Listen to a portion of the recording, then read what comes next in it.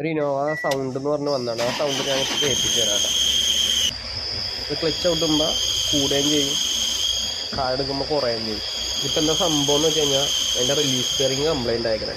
എൻ്റെ റിലീസ് ബെയറിങ്ങിൻ്റെ അവസ്ഥ കണ്ട എന്ത് ദയനീയമാണെന്ന് നോക്കി. എനിക്ക് വേണം മിക്കവാറും ക്ലച്ച് മാറിയപ്പോൾ റിലീസ് ബെയറിങ് എന്തായാലും മാറിയിട്ടുണ്ടാവില്ല. അതാണ് ഇമാതിരി അവസ്ഥ കിട്ടിയാണ്. ഓക്കെ, പൊട്ടിപ്പൊളിഞ്ഞ് തരിപ്പടായി പോയി. വേണ്ട, എല്ലാം വീസായിട്ട് എടുക്കണം.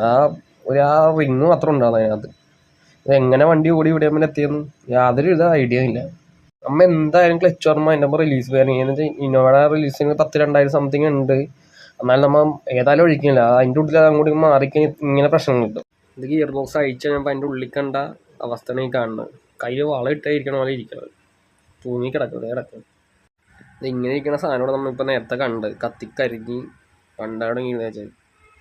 ഇതിന് 10,200 രൂപ തന്നെ ഉണ്ട്. ലോക്കൽ ഇട്ടോ, അതൊന്നും ഒരിക്കലും മേടിച്ചിടരുത്.